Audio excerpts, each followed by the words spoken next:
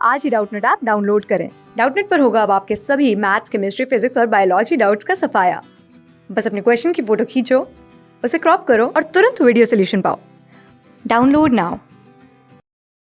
Question में list 1 list 2 से match करनी है। ठीक है, लिस्ट 1 में हमें टाइप ऑफ कंपाउंड दिया हुआ है और लिस्ट 2 में कुछ कंपाउंड दिए हुए हैं। सबसे पहले देखते हैं, P दिया हुआ है आयनिक कंपाउंड। अब इनमें से हमें बताना है कि कौन सा आयनिक कंपाउंड है। देखो N2 का क्या स्ट्रक्चर होता है, N2 किस तरह से बनता है। नाइट्रोजन के 7 एटॉमिक नंबर होता है, तो इसकी इलेक्ट्रॉनिक कॉन्फ़िगरेशन क्या होगी 2 5। तो नाइट्रोजन को अपना ऑक्टेट कंप्लीट करने के लिए 3 इलेक्ट्रॉन चाहिए। बेसिकली बॉन्ड क्यों बनते हैं, ताकि उनका ऑक्टेट कंप्लीट हो जाए और हर एलिमेंट क्या हो जाए, स्टेबल हो जाए। तो अब इसको 3 इलेक्ट्रॉन चाहिए, तो ये नाइट्रोजन के साथ इस तरह से बॉन्ड बनाएगा। ये इसका लुईस डॉट स्ट्रक्चर इस तरह से।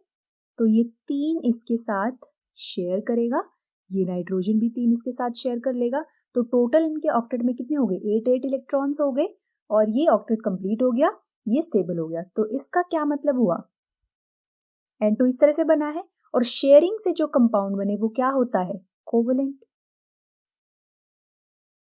तो N2 क्या है, कोवलेंट कंपाउंड है। ठीक है, आयनिक तो नहीं है। फिर है HF। अब HF कैसे बनता है, हाइड्रोजन में एक ही इलेक्ट्रॉन होता है, इस तरह से लुईस डॉट स्ट्रक्चर हो जाएगा। फ्लोरीन का एटॉमिक नंबर होता है 9 होता है और इसकी जो इलेक्ट्रॉनिक कॉन्फ़िगरेशन हो जाएगी 2 7। तो वैलेंस इलेक्ट्रॉन कितने हो गए, 7। तो इसका मतलब इसको एक इलेक्ट्रॉन चाहिए अपना ऑक्टेट कंप्लीट करने के लिए, और ये इस तरह से होता है। ठीक है, तो ये बॉन्ड भी किससे बना है, शेयरिंग से। तो ये भी किस टाइप का कंपाउंड है, कोवलेंट कंपाउंड। ठीक है, ये भी आयनिक नहीं है। फिर है O3। ठीक है, अब O3 किस तरह से बनता है, O3 का स्ट्रक्चर होता है कुछ इस तरह से। ये इसका फॉर्मल चार्ज मैं यहाँ पे शो कर रही हूँ। ठीक है, इस तरह से कुछ इसका स्ट्रक्चर होता है।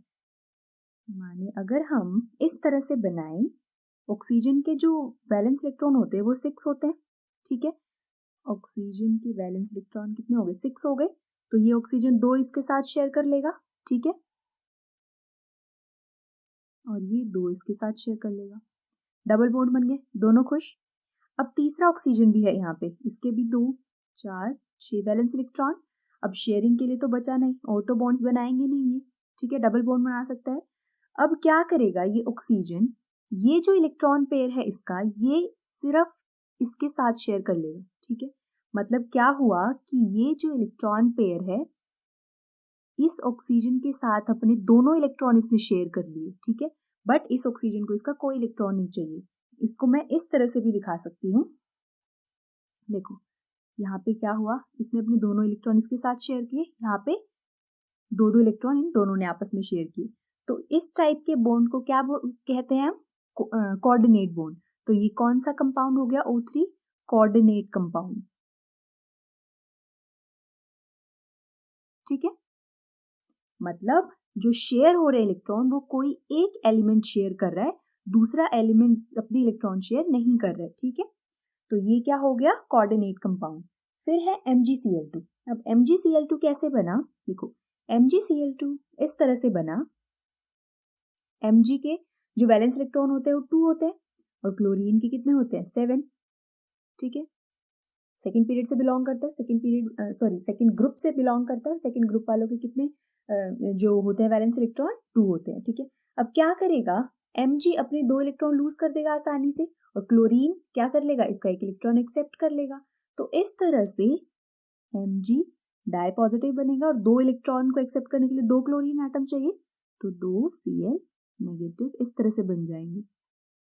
ठीक है, तो ये इसका लुईस स्ट्रक्चर हो गया और ये इसका फॉर्मूला हो गया MgCl2। तो जो हमारे पास कंपाउंड किससे बने, ट्रांसफर ऑफ इलेक्ट्रॉन से बने, वो क्या होगा, आयनिक कंपाउंड, हम उसी को बोलते हैं। ठीक है, तो MgCl2 क्या है, आयनिक कंपाउंड। तो आयनिक कंपाउंड P किससे मैच कर रहा है, 4 से। फिर है कोवलेंट कंपाउंड। अब कोवलेंट कंपाउंड हमने देखे थे, 2 कोवलेंट कंपाउंड थे यहाँ पे, N2 भी कोवलेंट कंपाउंड था, HF भी कोवलेंट कंपाउंड था, तो 1 2 हो जाएगा। फिर है R पोलर कोवलेंट कंपाउंड। अब देखो कोवेलेंट कंपाउंड भी दो टाइप के होते हैं, एक नॉन पोलर एक polar. Non polar covalent compound किस टाइप के होते हैं, जिसमें दोनों एलिमेंट्स में इलेक्ट्रोनेगेटिविटी डिफरेंस बिल्कुल ना हो। जैसे यहाँ पे N और N के बीच में ही बन रहा है, दोनों की इलेक्ट्रोनेगेटिविटी क्या है, सेम है, तो जो डेल्टा इलेक्ट्रोनेगेटिविटी के बीच में जो डिफरेंस होगा वो जीरो होगा। ठीक है, ये मैं इलेक्ट्रोनेगेटिविटी के सिंबल इस तरह से रिप्रेजेंट कर रही हूँ। फिर है HF। अब HF में क्या है, हाइड्रोजन की कुछ और इलेक्ट्रोनेगेटिविटी है, फ्लोरीन की कुछ और इलेक्ट्रोनेगेटिविटी है। इसकी ऑलमोस्ट 2.2 इलेक्ट्रोनेगेटिविटी होती है और इसकी ऑलमोस्ट क्या होती है, 4.0 इलेक्ट्रोनेगेटिविटी। तो इस वजह से क्या होगा, HF में इसकी ज्यादा इलेक्ट्रोनेगेटिव है तो चार्ज अपनी तरफ, इलेक्ट्रॉन्स अपनी तरफ अट्रैक्ट करेगा, तो इस पे डेल्टा नेगेटिव चार्ज और इस पे डेल्टा पॉजिटिव चार्ज, तो यहाँ पे positive to negative dipole create हो जाएगा। और डायपोल है अगर, तो उसमें क्या है, फिर वो कंपाउंड पोलर है।